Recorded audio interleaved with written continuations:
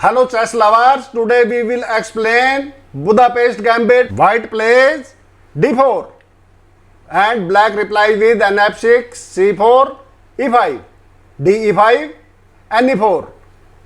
Here black gives real gambit. So here white plays. In the previous part we tried a3, e3, knight d2. Now we will play our last option nf3. Then what will happen?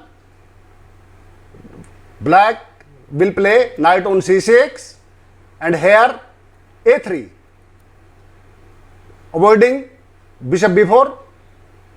So here black plays d6, e d6, b d6, and here see this position. If e3 is played, then queen f6. This is the move. What to do? If bishop e2 is played, it is not good for white. See this position. It is not good for white because bishop will come on f5. If castle is done, long castles, and white is in trouble. Black threat is bishop cross pawn. He gets initiative here. These two pieces are undeveloped. He cannot save queen on here, a4. He will lose at once by knight on c5, trapping the queen.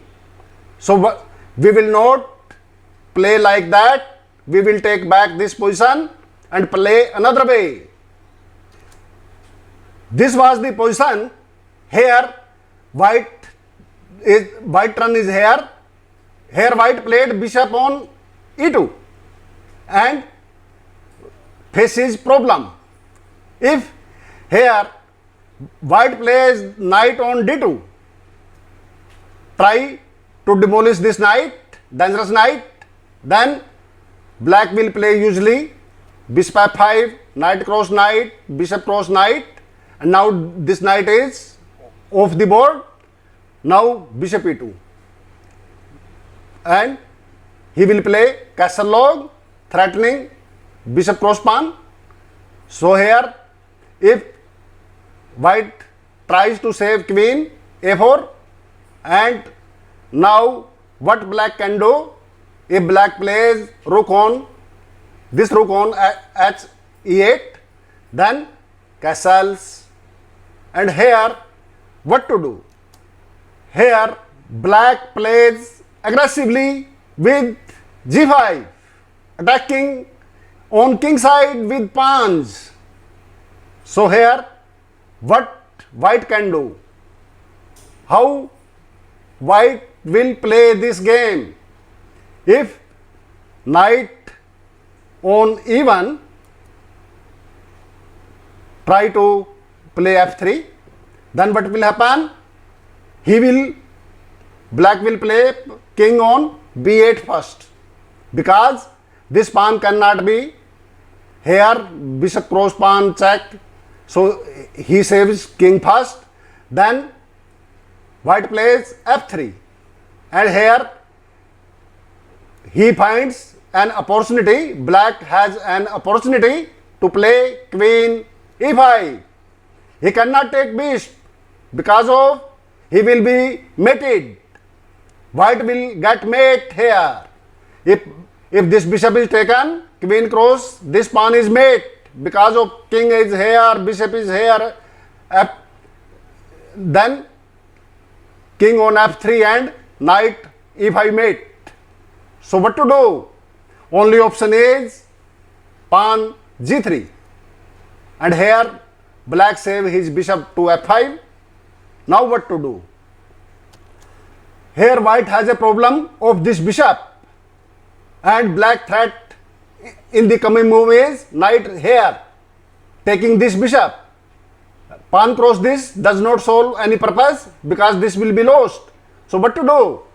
Here he plays rook f2, then bishop will go to c5.